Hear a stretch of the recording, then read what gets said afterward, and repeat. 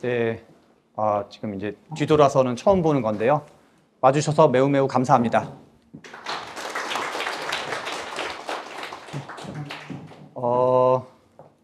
이제 가장 실제로 좀 이제 오랜 시간이 걸렸었는데요. 가장 이제 걱정했던 거는 이제 중도 하차하는 거였어요. 왜냐하면 제가 글쓰기를 엄청 좋아하는데 제가 이제 소위 말하는 키보드 워리어, 인터넷 농객이어가지고 한 98년 나우누리 시절부터 지금까지 약간 논쟁적 사안으로 최소 일주일에 2회 이상의 글을 쓴 것 같아요. 98년부터 지금까지 평균. 그래서 아마 어마어마한 글쓰기를 해서 글쓰기 자체를 좋아하고 또 이제 사람마다 스타일이 다르지만 글을 쓰면서 생각을 좀 정리하는 스타일이거든요. 근데 그래서 글쓰기는 별게 아니라고 생각을 했는데 책 쓰기는 차원이 완전 다르더라고요. 약간 마라톤 같은 거여서 약간 뭐랄까 이렇게 한 500m 정도 달리기를 좋아하는 사람이 마라톤 하다가 약간 좀 이렇게 약간 죽을 뻔한 그런 비슷한 경험이었던 것 같습니다.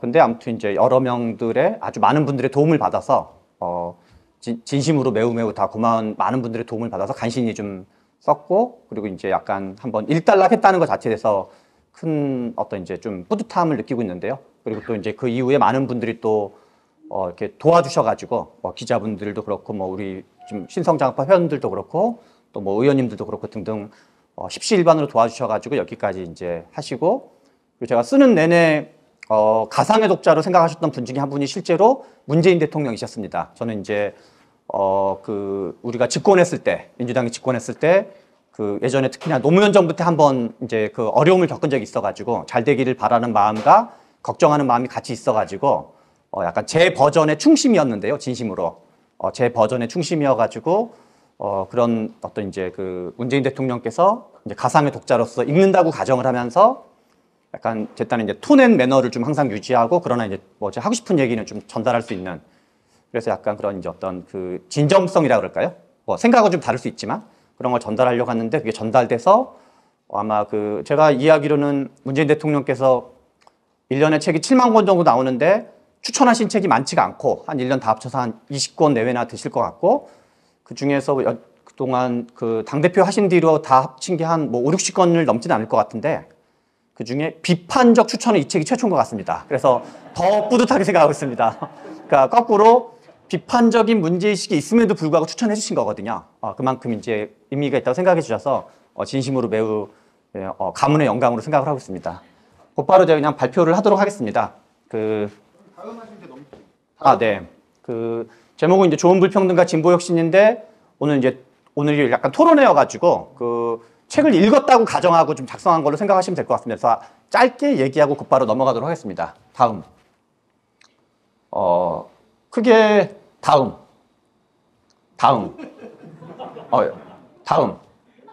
네, 이것도 그냥 이 책의 앞에서 많이 축사해 주시면 해가지고요. 부제가 이 책의 가장 큰 특징인데요. 빨간색으로 되어 있는 부제가 글로벌 자본주의 변동으로 보는 한국 불평등 30년. 우리 이제 전병유 교수님이라고 지금 이제 또 다르게 불평등을 연구하신 대표적인 교수님이 계시는데요. 전병유 교수님의 표현이기도 하고, 이제 브랑코 밀라노비치가 이제 왜 우리는 불평등에 젖는가에서 표현하기도 하는데, 세계적으로 불평등을 설명하는 이론은 크게 세 가지가 있다고 표현하시더라고요. TOP입니다. TOP. 그래서 이제 기술, 테크놀로지, 그 다음에 개방 및 세계화, 오픈니스, 그 다음에 이제 팔러시, 정책 및 제도. 그래서 전 세계에서 불평등을 설명하는 가장 큰 어떤 세 덩어리, 이제 TOP인데요. 근데 실은 우리나라에서 재벌 신자유주의 비정규직이라는 얘기는 정책 및 제도 요인으로 중심했던 게 우리나라에서 중심적인 논의였다고 볼 수 있는데, 근데 이제 이 책은 그 중에 약간 상대적으로 세계화, 개방, 그 다음에 그 중에서도 한국에서는 중국 요인을 좀 이제 비중 있게 외국 학계에는 그런 동향이 있었으나 그리고 우리나라에서는 제가 가장 많이 참고했던 분 중에 한 분이 이제 우리 안상훈 박사님의 연구에서는 저는 생산의 국제화란 안상훈 박사님 내신 2개의 연구 보고서를 2회독을 했습니다. 진심으로. 엄청 재밌게 봤었는데요. 그래서 이제 우리나라에서는 안상훈 박사님을 비롯한 분 연구가 외에는 많지는 않았던 것 같습니다. 그리고 또 이제 약간 학자분이 연구가 이제 덜 알려졌던 면이 있어가지고 그래서 그런 거를 좀 했는데요. 그래서 이제 글로벌 자본주의 변동이라는 약간 어떤 그 글로벌한 시각으로 우리를 되돌아보는 게 가장 큰 문제의식이었고요. 다음. 네, 다음. 이제 이거랑 아닌 게 이제 가장 큰 문제의식인데요. 이제 안 읽은 분들도 있을 거니까 이 책에 담고 있는 핵심 문제의식은 기존의 통념을 한번 정리해보고 그리고 그 통념이 사실인지 의문을 제기하고 이제 어떤 다른 가설을 제기하는 겁니다. 한마디로 말하면 신자유주의 가설이라고 표현할 수 있는데요. 97년 외환위기 이후에 신자유주의라는 정책이 도입돼서 불평등이 커졌다. 이게 한국 진보의 거대 서사였다고 생각을 합니다. 그거를 5가지로 요약할 수 있는데요. 그냥 쭉 읽겠습니다. 불평등은 97년 외환위기 이후부터 시작되었다. 두 번째는 불평등은 3대 적폐 때문이다. 재벌, 신자유주의, 비정규직. 그리고 불평등은 누구 책임이냐? 그 비슷한 시기부터 대통령 했던 분들. 김대중, 노무현, 이명박, 박근혜 정부 4개 정부 책임이다. 그 다음에 이제 불평등과 경제성장의 관계에서 불평등을 줄이면 자동빵으로 경제성장이 잘 되는다라는 걸 좀 약간 암묵적으로 가정하고 있었고 그러면서 주로 이제 OECD 보고서가 실제로 그런 내용이 있는 건 사실입니다. 그리고 이제 주로는 국내적 요인, 국내 정책적 요인으로 작동했다. 이게 이제 5가지 통념으로 표현할 수 있는데 기존의 불평등의 시기열적인 변화를 보면 이 요인이 전혀 중요하지 않다는 것은 아니지만 불평등의 변동을 설명할 수 없다. 이 요인으로는. 다음. 그래서 이제 뭐 과정의 승략 이거는 이제 그 책에서는 되게 중요하게 여러 번 반복하는 표인데요. 의도적으로. 이제 이거는 임금 불평등에 국한된 데이터이긴 한데요. 그리고 고용노동부가 1980년부터 지금까지 같은 방법론에 의해서 다만 이 데이터의 한계는 임금 불평등에 국한되어 있고 10인 이상 사업장에 국한되어 있다는 게 한계이긴 하는데요. 다만 시기열의 연속성이 있는 데이터로서는 가장 이제 권위 있는 데이터로 볼 수 있을 것 같습니다. 근데 재밌는 거는 불평등이 94년부터 증가하더라. 97년에 물론 더 많이 증가하는 건 사실인데 97년이 의미가 없었다는 게 아니라 94년부터 증가하고 하필 이명박 대통령이 출범한 대통령이 대신 2008년부터는 불평등이 약간 줄어들고 다시 올라갔다가 2015년을 최고점으로 임금에 한해서 최근까지 줄어들고 있습니다. 그래서 이제 이걸 제가 이제 책에서 3대 변곡점이라고 표현했는데요. 94년 변곡점, 2008년 변곡점, 2015년 변곡점. 이거에 의하면 앞에 있었던 5가지 통념, 그리고 요 94년부터 2008년까지 대통령을 하셨던 분이 김영삼 대통령, 김대중 대통령, 노무현 대통령인데 이 세 분의 공통점은 한평생 민주화 운동을 하셨고 그리고 우리나라 사회보장제도의 기틀은 다 이때 많이 만들어졌습니다. 그래서 뭐 고용보험이라든가 건강보험이라든가 보장성이 확대되는 거라든가 뭐 국민기초생활보장법이라든가 금융실명제라든가 그래서 실제로 개혁적인 정책도 많이 하셨는데 그런데 실제로 이제 물론 임금 불평등에 국한된 거긴 하지만 불평등이 확대되었다. 그래서 그거는 과거의 통념으로 보면 아까 말한 5가지 통념으로 보면 설명이 안 되고 물론 여기서 빠져 있는 건 자영업자라든가 비노동은 빠져 있는데 참고로 우리나라 전체 가구 소득의 약 70%가 70 내지 75% 정도가 임금 소득입니다. 이제 그래서 이제 아무튼 이제 큰 틀의 어떤 시기열로는 이제 상당히 의미 있는 건데요. 다음. 이거는 이제 뭐 책에는 여러 가지 얘기가 있는데 그냥 그 중에 의미 있는 것만 하나 딱 꼽으면요. 우리나라가 아까 전에 2018년에 불평등이 줄어드는데 이명박 대통령이 출범한 이후에 그거는 실은 같은 해에 글로벌 경제 위기가 터져가지고 전 세계 교역량이 반토막이 납니다. 전 세계 교역량이 반토막이 나서 우리나라의 수출도 같이 작살이 나고 우리나라 수출이 같이 작살나서 불평등은 하층 소득 대비 상층 소득의 격차가 불평등인데 그럼 불평등이 늘어나는 원인은 상층이 증가하거나 하층이 작살나거나 중간이 얇아지면 불평등이 증가하고 불평등이 줄어드는 원인은 상층이 작살나거나 하층이 위로 올라가거나 중간이 두터워지면 불평등이 줄어드는 건데 2008년도에 불평등이 줄어드는 건 상층이 작살나서 불평등이 줄어든 경우입니다. 수출이 안 좋아서. 그래서 우리나라 불평등은 이제 뭐 94년, 2001년, 2008년, 2014년 뭐 책에서는 자세하게 서술하는데요. 수출이 작살나면 상층 상위 10%, 20%가 소득이 줄어들어서 불평등이 줄어들고 수출이 대박을 치면 상층이 위로 치솟아서 삼성전자, 현대차, SK, 뭐 LG 내지는 포항제철, 삼성중공업 등등이 수출을 대박을 치면 불평등이 증가하는 거죠. 상층이 올라가서. 그래서 상중 하가 각각 다른 요인으로 움직이더라. 상층은 주로 수출과 연동해서 많이 움직이고 하층은 고령화랑 연동해서 많이 움직이고 중증은 또 다른 원인으로 움직이고. 그래서 이제 그런데 특히나 제가 책에서 좀 비중이 있게 2001년도에 노무현 정부, 그러니까 노무현 대통령이 2003년 2월에 출범하시는데 노무현 정부 때 불평등이 엄청 증가하는 것 자체는 사실입니다. 그래서 이제 저도 그때 저는 민주노동당 활동가였었는데요. 그래서 뭐 저를 포함한 많은 진보정당 사람들이 노무현 정부가 불평등을 증가시켰다고 말했는데 제가 다시 공부해 보니 증가한 것 자체는 사실인데 원인이 노무현 정부 때문이 아니었다. 그때 중국이 2001년도 12월에 세계무역기구에 가입을 하면서 그 이후로부터 중국이 연평균 경제성장률 약 12%, 그리고 연평균 수출 증가율 약 25%, 그리고 중국에 대한 한국의 수출 증가율이 약 30% 정도 대박을 치는데요. 그러니까 그때가 중국 수출 대박 시기인데요. 그래서 중국 수출을 대박을 쳐서 우리나라 불평등이 커지는 거죠. 그러니까 그래서 우리나라가 일본 경제에 많이 추격하기도 하고 소득이 증가하기도 하고 우리나라 대기업들이 국내 재벌 대기업에서 글로벌 대기업이 되는 시점도 다 그 시점이거든요. 그래서 실은 좋은 일과 나쁜 일이 섞여 있는 건데 제가 보기엔 한국 경제사에서 좋은 불평등의 가장 전성기는 참여정부 때였던 것 같아요. 왜냐하면 수출 대박 쳐가지고 우리나라 선진국이 된 거랑 맞물려 있던 거니까. 그래서 노무현 정부 때 불평등이 증가한 건 사실이지만 원인을 따져보면 좋은 원인으로 불평등이 증가되었었다. 뭐 그런 내용. 이거 뭐 다음. 이것도 이제 그건데 파란색이 중국 경제, 세계 경제 GDP에서 중국 경제 비중이고 빨간색이 미국 경제 비중인데요. 그래서 1980년에는 미국 경제를 100으로 놓고 보면은 중국이 한 7% 정도밖에 안 되다가 작년 기준으로는 미국 경제를 100으로 놓으면 중국 경제가 한 75% 정도 됩니다. 엄청나게. 그래서 실은 1990년대 이후에 최근까지 약 30년간 세계 경제사에서 가장 중요한 사건을 딱 하나로 꼽으라 그러면 저는 중국 경제의 부상이라고 개인적으로 생각을 합니다. 그게 이제 지금 미중 패권이라든가 여러 가지 맞물린 거고, 근데 그 영향을 우리나라 불평등에도 되게 많이 여러 가지 영향으로 미치게 된 거죠. 과정은 생략하겠지만, 다음. 그래서 이것도 이제 재밌는 건데요. 이거는 아까 전에 했던 같은 방법론이다. 임금 진위 개수, 고용노동부가 그냥 그대로 쓴 건데요. 외환위기를 전후한 4개년도 동안 불평등이 증가한 게 0.019였었는데요. 임금 진위 개수에 국한해서.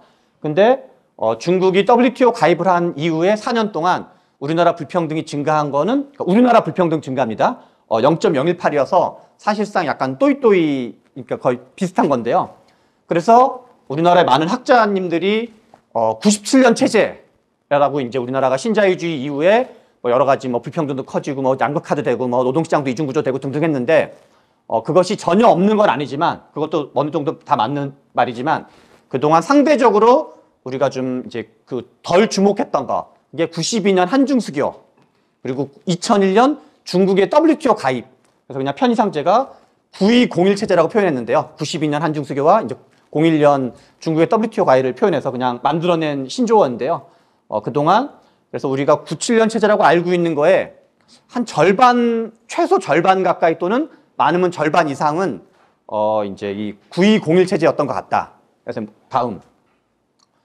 진보 경제학은 무엇이 문제인가? 다음. 이건 이제 뭐 그냥 아까 했던 얘기인데요. 실제로는 87년, 92년, 97년, 2001년이 여기서 이제 재밌는 건 저건데요. 왜 하필 94년부터 2008년까지 14년 연속으로 불평등이 증가되었는가라는 거예요. 원래 이제 우리 경제 쪽을 많이 하시면 외환위기라든가 코로나 위기라든가 발생하면 V자 곡선이라는 게 있거든요. V자 회복 곡선. 일시적 충격으로 경제가 안 좋아지면 고용지표라든가 성장률 지표라든가 주가지표라든가 안 좋아지면 외부 충격 요인이 사라지게 되면 V자 반등을 하는 게 일반적이거든요. 이렇게 쫙 했다가 V자 반등을 하는 게 일반적인데 만약에 우리나라 불평등이 일시적 원인으로 외환위기 때 일시적 원인으로 불평등이 증가했다면 역-V자 곡선이 만들어졌어야 돼요. 다시 회복했어야 되거든요. 근데 14년 동안 불평등이 증가했다는 얘기는 뭔가 그것이 계속 가속화되었거나 아니면 여러 가지 원인이 짬뽕돼 있다는 걸 의미하는 거거든요. 그래서 그냥 뭐 내용은 생략하지만 87년, 92년, 97년, 2001년이 네 가지가 합쳐져 가지고 14년 동안 증가되었다. 다음. 여기가 이제 핵심인데요. 앞에 거는 약간 이제 분석이라면 여기는 약간 이제 문제의식을 담는 건데요. 기존의 5가지가 실은 국내적으로는 어떤 87년 민주화, 노동의 민주화, 뭐 그다음에 이제 97년 외환위기는 부채 비율의 급진적 축소, 그다음에 92년은 한중수교, 2001년은 중국의 WTO 가입, 그런 국내적 환경 변화와 국제적 환경 변화가 실은 우리나라 불평등의 원인이어서 어떤 이런 적폐, 재벌 신자유주의 비정규직 요인은 변동을 설명할 수 없다. 변동을 설명하려면 오히려 저런 어떤 환경 변화적 요인으로 설명하는 것이 훨씬 더 설득력이 높다. 다음. 근데 아까 이런 변동은 그래서 이제 이거를 내부 원인론, 그러니까 외부 원인론이라는 말로, 물론 여기서 외부 원인론은 내부 원인이 없다는 얘기는 아닙니다. 내부 원인이 없다는 얘기는 아니고 상대적으로 외부 원인의 비중이 더 컸다. 비중이 더 컸다라는 의미인 건데요. 굳이 그냥 느낌적 느낌으로 표현하면 6.5 대 3.5 정도. 이렇게 이제 그냥 하는데, 그런데 그동안 우리가 이제 내부 원인론에만 파묻혀 있으면 어떤 문제를 야기할 수 있냐면, 진보 경제학의 대부분 이론은 제가 생각하기에는 위에 거를 뺏어서 밑에다 나눠주는 게 우리 이론의 거의 대부분이다. 라가 제 문제의식 핵심입니다. 그래서 상층의 성공은 약탈의 결과로 보고 있기 때문에 상층 걸 뺏어서 상층 걸 재약탈해가지고 하층에게 재분배하는 게 우리가 가진 이론의 거의 대부분이다. 그것이 뭐 법인세 인상이 됐건 아니면 임대인들한테 과세를 세게 매기게 됐건 보유세를 세게 매기게 됐건 이런 세계관의 기초에서 우리의 정책들이 나오고 있는 거라고 생각이 든다. 그래서 이 진보의 경제학은 상층의 성공을 약탈의 결과로 보기 때문에 대책의 대부분은 상층 걸 재약탈하는 거. 그래서 그게 표현은 가끔 이제 대중적으로 쓰일 때도 있고 부자에게 세금을 서민에게 복지리라고 쓰일 때도 있고 최고임금법을 제한한다고 표현할 때도 있고 억강부약이라고 표현될 때도 있지만 실은 다 같은 말을 약간 변형해서 표현하는 거다.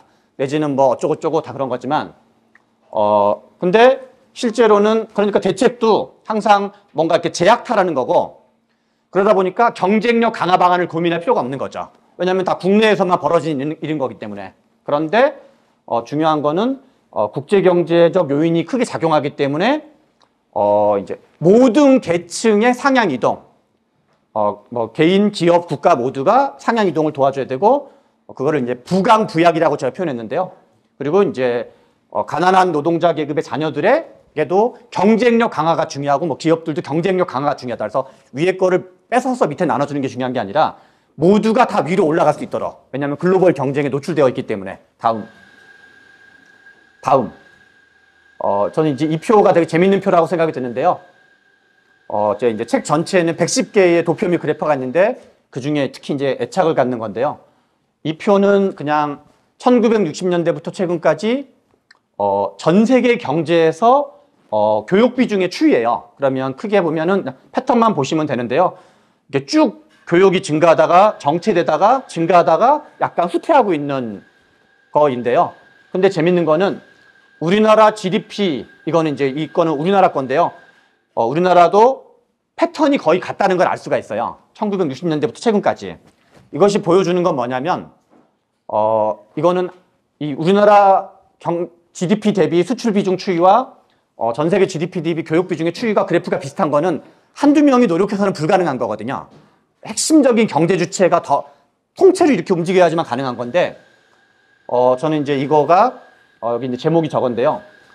저는 2021년 작년도에 UN 무역개발회의라는 곳이 우리나라를 선진국으로 지정했어요. 저는 그것이 한국 진보 사회과학에 주는 엄청난 사건이었다 생각을 해요. 왜냐하면 한국의 사회과학은 좋은 의도이긴 했었지만 60년대부터 최근까지 뭔가 우리나라가 안 좋아질 거라는 걸 되게 걱정하거나 전망하거나 그래서 뭐 그게 한때는 뭐 이렇게 어떤 그 종속 이론 같은 형태도 비었고 어떨 때는 이제 경제적으로 종속될 거다. 그래서 이제 어떤 수출을 반대하게 됐고 민족 경제의 형태를 지닌 적도 있었고 외채 망국론 형태인 적도 있었고 뭐 등등등 내지는 자본주의의 전반적 파국론인 경우도 있었고 그런데 물론 그래서 이제 좋은 비판적 효과 때문에 잘 된 것도 물론 많이 있죠. 다 나쁜 건 아닌데 그래서 한국 진보 경제학은 뭔가 우리가 안 좋아질 거라는 걸 비판 또는 전망이 섞여 있었던 거죠. 그런데 아무튼 한국은 선진국이 됐다는 거죠. 그래서 저는 선진국이 된 원인은 실은 이렇게 뭐 여러 가지 분석이 있을 수 있겠지만 세계 국제적 환경 변화에 뒤처지지 않기 위해서 치열하게 고군분투했기 때문이 우리나라 선진국이 된 가장 중요한 원인이다라고 생각을 합니다. 다음. 마지막 페이지인데요. 이걸 이제 방금 말한 걸 다 정리하면 위에 저는 이제 한국 진보경제학이 4가지 특징이 있다고 생각을 해요. 하나는 국내적 분석을 과도하게 하고 있다. 두 번째는 계급론적 분석. 뭔가 이렇게 항상 지금 진보경제학은 적이 없으면 안 돼요. 옛날에 부시가 가상의 적을 필요로 했다고 표현하는 건데 우리나라 진보경제학 자체가 그게 임대인이 됐건 다주택자가 됐건 뭐 부자가 됐건 대기업이 됐건 뭐가 됐든 간에 적이 없으면 이렇게 공허 마음이 되게 이렇게 어떤 마음이 허해지는 적이 있어야 돼요. 그래서 뭔가 그래서 로빈훗 마르크스주의. 그래서 뭔가 왜냐면 이게 이제 정치에서 원래 적이 중요하거든요. 그 칼 슈미트가 이제 그런 걸 얘기했지만 적과 아를 구분하는 게 건데 특히 이제 80년대라는 그런 이제 특성, 우리나라 민주화 운동이 거치면서 그래서 한국 진보 경제학은 항상 제가 참고로 여기 한자가 원래 한자로서의 적폐는 쌓일 적자의 패단 패자예요. 오랫동안 쌓여있는 잘못된 패단이 적폐의 사전적 정의고 예전으로 표현하면 그게 구조적 모순 개념에 가까운데 실제 그러면 원래는 적폐를 청산하려고 그러면 구조개혁을 해야 되거든요. 한자의 사전적 의미에서 적폐청산은. 그런데 지금 박근혜 정부 때랑 문재인 정부 때 쓰였던 적폐는 제가 보기에는 원수적자를 쓰고 있다 저는 생각을 해요. 그게 어떻게 달라지냐면 누군가를 감옥 보내는 걸로 바뀌게 돼요. 그러니까 구조개혁으로서의 적폐청산은 이게 이제 구조개혁이 중요한데 원수적자를 쓰면 더 많은 사람을 이제 감옥 보내거나 뭔가 불이익을 주거나 이런 게 필요한 거죠. 아무튼 세 번째는 이제 반자본주의적 정서. 이거는 실은 이제 80년대라는 어떤 시대적 조건이 맞는 거. 그리고 이제 그러다 보니까 결과값인 그러니까 불평등은 결과값인데 왜냐하면 격차니까 좋은 원인으로 증가할 수도 있고 나쁜 원인으로 증가할 수 있는데 결과값인 불평등에만 관심이 있다. 그러니까 원인에 관심이 있기보다는 약간 그 결과치에 같이 있다는 거죠. 그러면 제가 보기엔 좋은 어떤 대안적 진보 경제학 또는 이제 저는 그걸 부강부약의 진보 경제학을 표현했는데요. 반대로 가면 됩니다. 반대로. 하나는 글로벌한 분석. 두 번째는 우리가 사회주의를 다시 할 게 아닌 이상 기업을 포용하는 분석. 세 번째는 자본주의를 수용하는 진보. 저도 이제 뭐 마르크스 책을 많이 봤던 사람인데 19세기, 20세기 진보의 가장 중요한 기준 중에 하나는 제 생각엔 자본주의에 대한 태도였던 것 같습니다. 세계사적으로. 그런데 사회주의가 망한 뒤로 그것이 평가가 바뀌었기 때문에 마르크스주의 진보 경제학에서 어떤 혁신의 의미를 주도하는 슈페터주의적 진보 경제학으로의 변화. 이게 좀 필요하다는 생각이 들고요. 네 번째는 저는 이제 지금 우리나라 유권자 중에는 스마트 중도가 되게 많거든요.